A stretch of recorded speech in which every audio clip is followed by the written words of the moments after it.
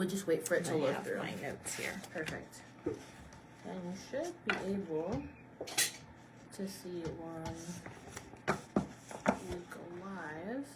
Okay, I'll just restart. There we go. Perfect. We'll just wait for it to load through. And we'll mute that. There we go. And then let's see. Hide comments. No. There we go. Perfect. So as soon as someone types something here, I'll join. And I'll type something on Facebook. So, I don't think I want to watch myself. Okay. I get to watch myself, and I don't like that. It's kind of weird. Okay. So, today I am going to be talking to you about special education. And I know we're just getting started, and we're going to wait for people to get on here. I'm going to give it a few minutes, okay? You see all the comments right there. Yes. Perfect. If you need me, just knock on the window and I'll come. Thank you. Yeah. Do you want me to shut this? No. Oh. Okay.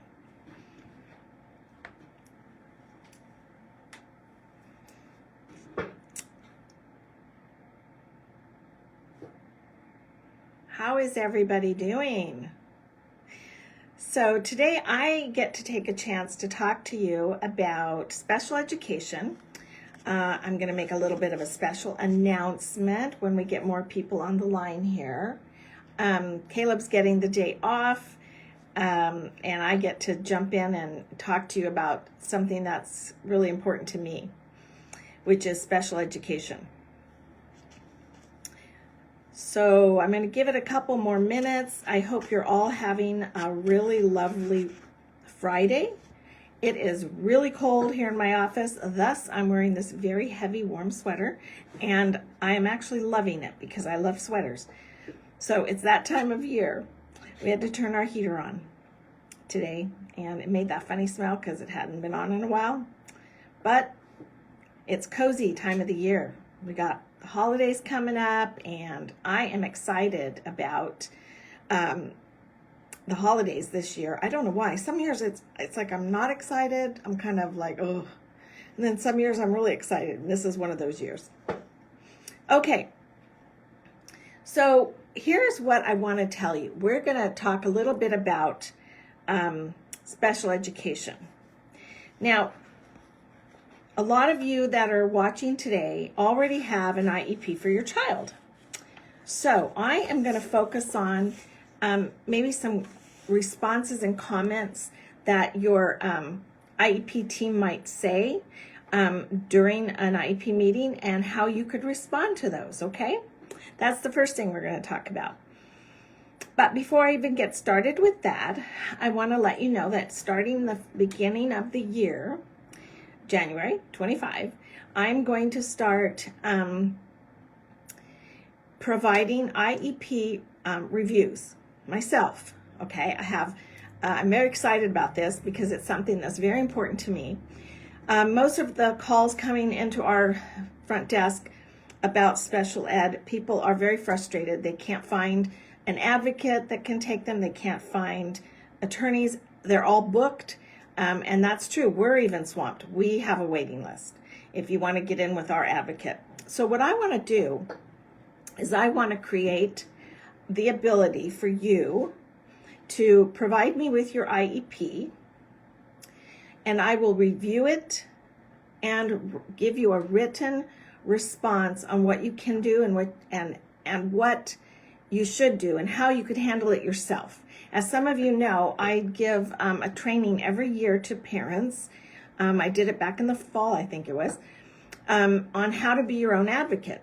Now, this is not what this is going to be. It's going to be more, you're going to be getting a professional advocate's eyes on your IEP, giving you advice on how to go deal with it, okay? So I'm hoping to do that starting in January. And so if you're an existing continuing client of ours, either through our assurance program or you've been one of our clients, you get a free review every year, but not quite as in-depth as what I'll be doing. What I'll be doing is be looking at your IEP, highlighting on your IEP areas of real concern, and then I'm going to be providing you with a written response on how you should deal with it. So for example, I looked at an IEP the other day for a client, and the child had not met any of the goals. And the new goals were basically the old goals being repeated. That is not allowed. But this poor parent didn't know that. She didn't know that that was not something that should be done. So I can tell you, if I took 10 IEPs from people I do not know at all, I don't even know your child, I would honestly be able to find a problem. It's just that they're that flawed. So what I'm hoping to do for families is provide a less costly, it won't be free, I'm sorry, but it won't be expensive either. It'll be doable for parents to have me do an intense review of your IEP. I'll also, if it's a triannual year and you have your reports, you know, your psychoeducational report, your speech and language, your OT, and all of that, I will also add that as part of the review process, and I will go through those documents and help you determine whether or not you might want to have an independent educational evaluation if they're not good enough. So let's get going now with common district statements to parents and possible ways you can respond. Let's start with number one. And I have my handy dandy notes here from Disability Rights of California. They have a wonderful section for special ed if you don't already know about that. What if the district says to you, we don't have enough money to fund or enough staff to offer service in that category, like let's say assistive technology or speech and language therapy. We just don't have enough money. Well, first of all, that they can't ever tell you that, but they do. I have parents telling me all the time that they heard that from their district. It may be just true that the district has a tight budget. However, the district is still required to give your student a free, appropriate public education, FAPE. If your student requires a particular service or an accommodation, the district must provide that as part of FAPE, free, appropriate public education. It's not a valid reason to deny them what they need. So how could you handle it? Now, IEP team meetings, I'm assuming I'm talking to parents who already have IEPs. This is a meeting where you're a valuable and important part of that meeting. It's not just the other side. It's not them versus you, although it'll feel like that. You have probably the most important role because you know your child better than anyone knows your child, okay? So your response could be, well, my student does require this service or this technology or this device or whatever it is to access their education. So I understand that budgets are tight, but state and federal law requires that school districts provide educational services for my student, not based on what it costs. You could also say the services that we write into the IEP should be based on what my student needs in order to access and make progress, not on how much they cost. As a parent, I need to advocate for my son or my daughter's educational needs. It is the responsibility of the school district to figure out how to fund and meet those needs, not mine. Well, you're probably thinking, boy, I'm not going to be popular. But it's not a popularity contest.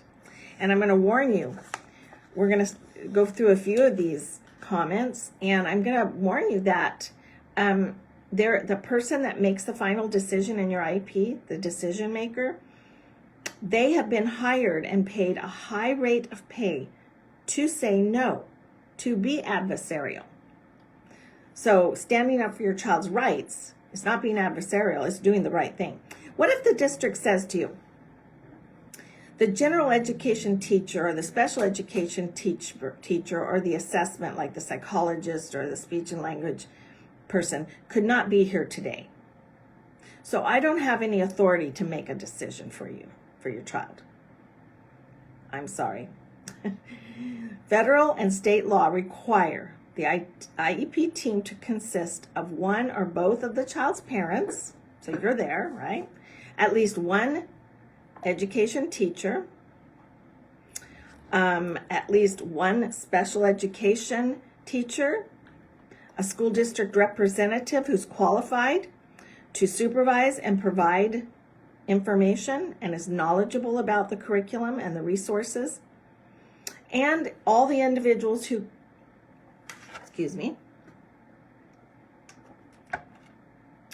all the individuals who conducted the assessments for your child.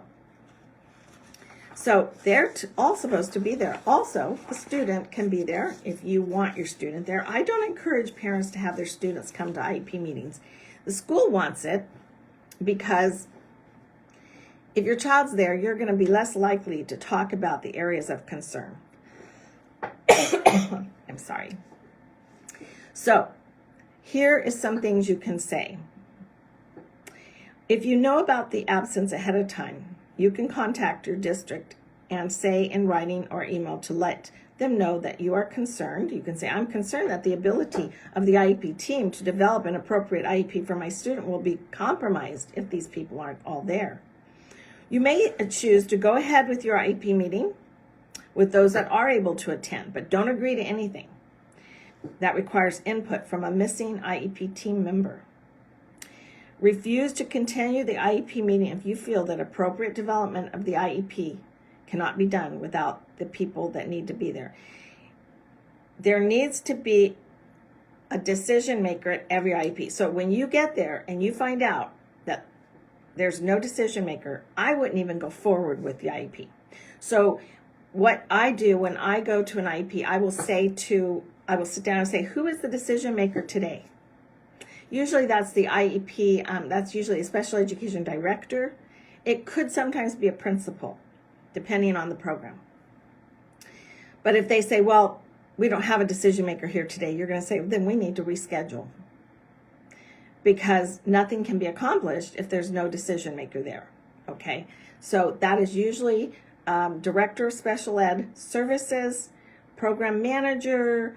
Some school districts give them different titles of program directors here, and then they have program managers. Well, a program manager can make decisions, but if they say to you, well, we don't have that person here today, then you say, then it's not a good day to have an IEP. What if the district says to you,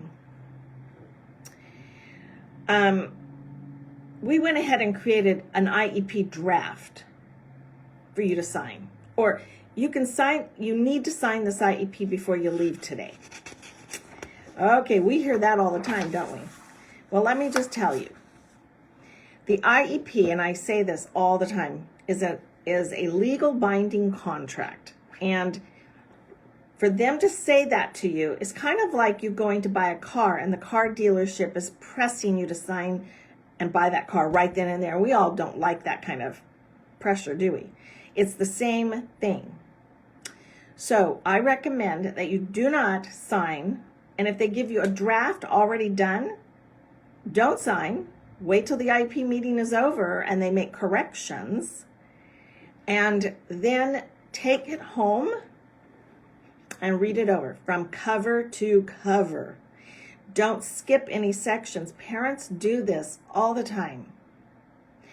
Now, why are you going to do that? Because you're going to find things that might be different than what you actually talked about during the IEP. The notes might be void of some things, and you're going to say, wait a minute. I told them that I don't like it when my child bangs his head, but they didn't even put that in here. And truly, they are going to leave out important things like behaviors, because you see, if they include the behaviors in this document, by law, they have to address the behaviors with a behavior assessment or a functional behavior program plan or a BIP, behavior intervention plan, and all that costs money. So you take this home and read it. And this would be a good time if you're not feeling comfortable to have someone like me take the time to do that review with you. Now, when you go through the IEP, if there are things you don't agree with, on the page where you sign, there's a section that says, I agree with the IEP with the exceptions of, and you can write right in there. There's like a little plain area. And if that's not enough space, say, see attached document, and then make your own document up. And say, I agree with everything except I don't agree that you're not going to provide my child with a one-to-one. I don't agree that you're not going to provide my child with more speech and language that I asked for. I don't agree that you didn't put in here that my child battles certain behaviors that I want you to be aware of. Whatever it is that you see, you're going to write that there. But see, they don't want you to take the time, because once you sign it, it's a contract. And the only way to change it is to have another IEP meeting and basically have them create an amendment. But they won't change the IEP document. They'll have to have an amendment. You don't want that unless you have to. You want the IEP document to be complete. So, for example, a lot of times parents want a log that goes from home to school, school to home. That has to be written in the IEP, or it's not going to happen. So, don't sign your IEP if they want you to, until you go home and read it. And tell them, I would like to take the time. I'm going to have an advocate review it, or I want my husband or my wife to review it, or my friend who's a teacher help me review it. Let them know you're not by yourself, okay? But that you want to have someone else put their eyes on that document. Now, what if they say, we don't need to write that into the IEP. We'll just remind the teacher. No, sorry. That is not going to work. That doesn't fly. Because, like I just said, if it's not in the IEP, it will not legally have to happen. So they will always try to say, oh, we'll just make sure we remind the teacher.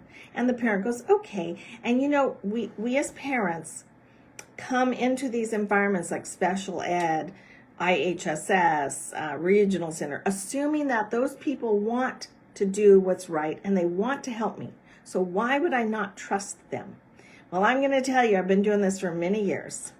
I did special education representation and reviews for 20-something years, and then started this work with Galt Advocacy. I've been doing that for 15 years. So I've had myself in this environment long enough to know I can't trust any of these people, because they all have a pot of money they have to guard.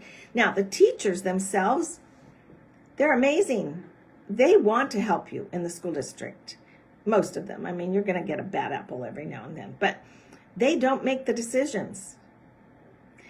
I also want you to know that psychologists for school districts don't have the same training as a private psychologist in an independent evaluation. They don't have the same training. So often I will read over a psychoeducational evaluation from the school and go, that's really weak. But a parent doesn't know that. And we can always get another one by an outside independent psychologist. And parents don't realize that. So if there's anything you want to have the school do for your child, or you want in the record, like behaviors that happen at home, in the record, it's got to be in the IEP. Let me give you a really important example that helps with IHSS.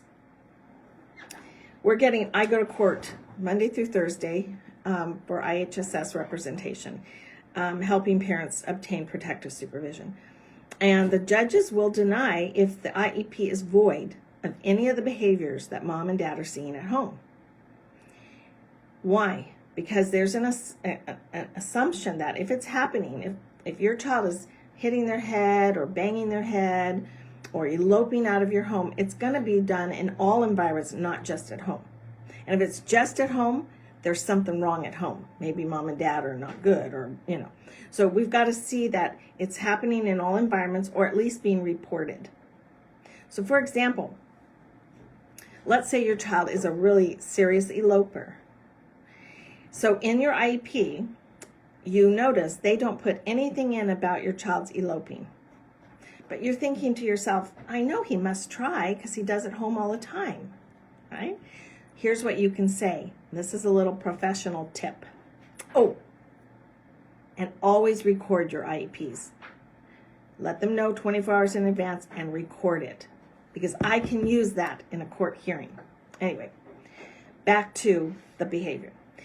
So you're saying, wow, they don't mention anywhere in here that my child elopes. Well, let's see.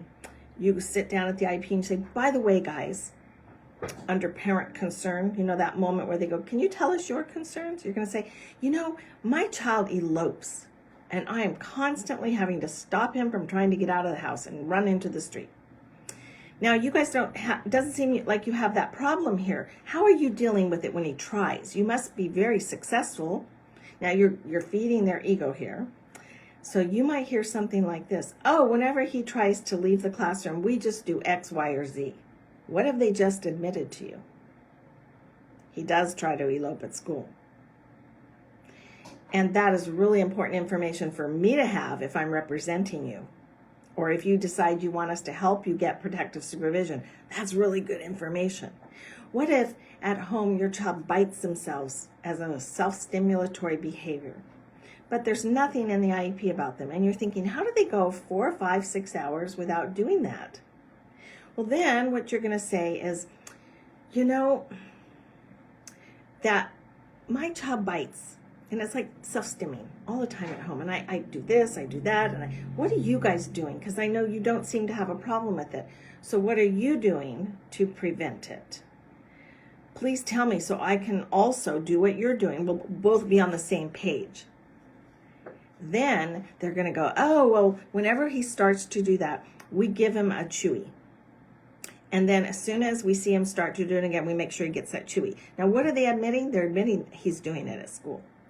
But they're not putting it into the IEP because they have handled it, and they don't want to have to raise suspicion about it and have to pay for a behavioral assessment. And they'll be able to say, well, we've figured out how to deal with that, so we don't need a behavior assessment. But now you've learned it is happening in that environment, and that recording can be used to support your concerns for protective supervision. Let me see what the next one is here. We have some good ones. Oh, this one's a good one. Your child is not performing at an adequate level on a standardized test, so they do not qualify for special education services, or your expectations for your child are too high. We need to have more realistic expectations.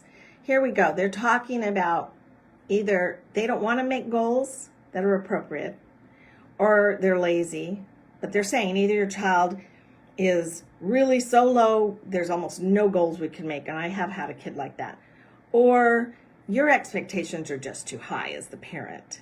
So our goals are minor and they're minimal because we don't think your child could reach anything else. Really step back and say, I want to make sure my child's goals are appropriate. Now, if this is an education goal, you're going to say, I want to have an independent evaluation done by outside psycho evaluation for school outside. They can't say no. Also, if it's a speech and language goal, you can say, well, you know, I don't think this goal is accurate, so I would like to have an independent evaluation done to see if an independent evaluator would agree with these goals, because the goals are put together by the people that do the assessments. Now, what if they say to you, and this is the last one we're going to talk about today, what if they say to you, your child's grades are great, they don't need an IEP? I'm sorry, an IEP has to do with more than just math and reading. It has to do with development. So if the child has behaviors that are keeping them from developing like they should, or they have, maybe they're getting good grades, but they have autism, and they elope, or they will throw things. Here's the thing. An IEP is to help your child grow socially, emotionally, and academically, and be prepared for adulthood. So if those things are ignored, they might try and offer you a 504 plan. Say no. A 504 plan cannot have goals, and they're misused in most situations. I'm going to look and see if we have some questions in the chat. Let me look here. Okay. How is the compensatory time I am able to choose the therapist? Am I able to choose the therapist? Okay, let me explain.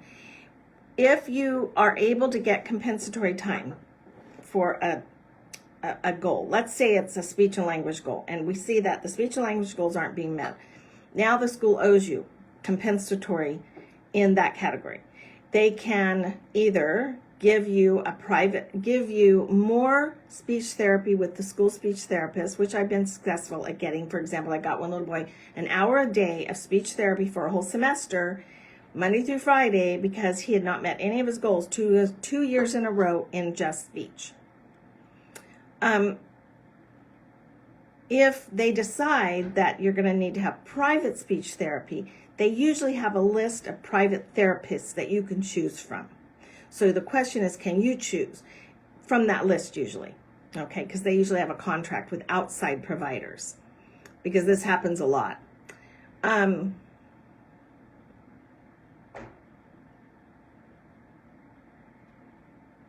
Is home and hospital instruction only temporary? Well, technically, it has to have a beginning date and an ending date. So my son who passed away, Caleb's older brother, Ryan, he was on home and hospital for many years because his condition was so serious. But what would have to happen is about 2 or 3 times a year, I'd have to get a new note from the doctor saying, yep, he's still sick. He still can't be integrated into the school setting because his white count is too low, or whatever the reason was.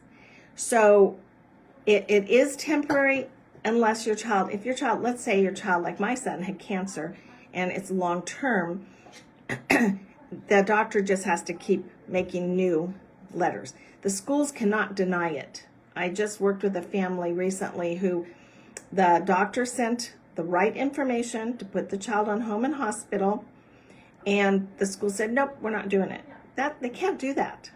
If anyone ever does that to you, you do need professional help. Let's see.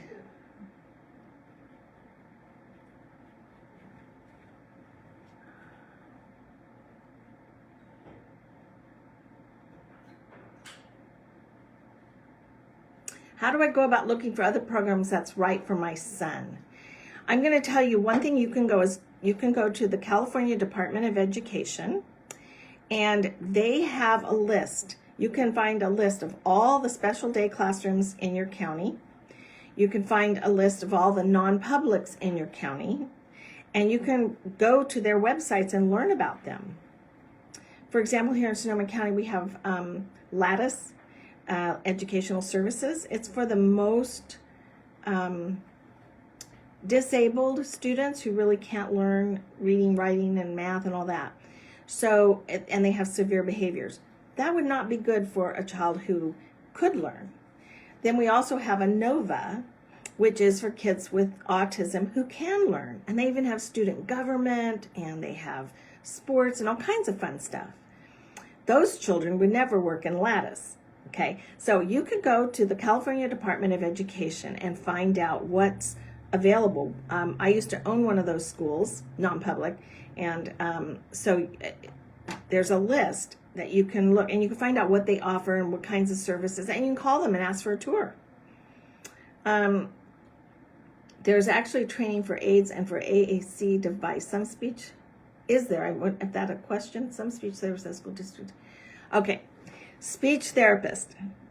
Unfortunately, most of the people that actually do the face-to-face speech therapy with your child are not actual speech and language pathologists. They're aides, and they actually don't have the knowledge you really would want your kid to have.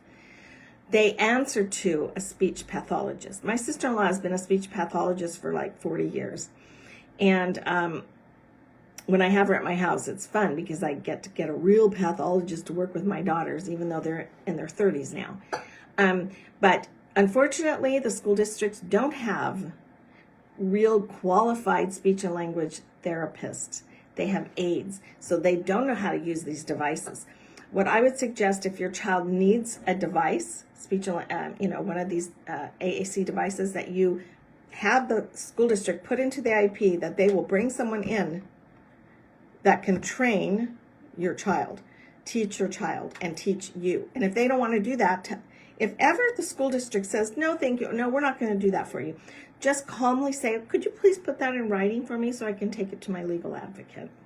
And usually they won't. They'll give you what you want.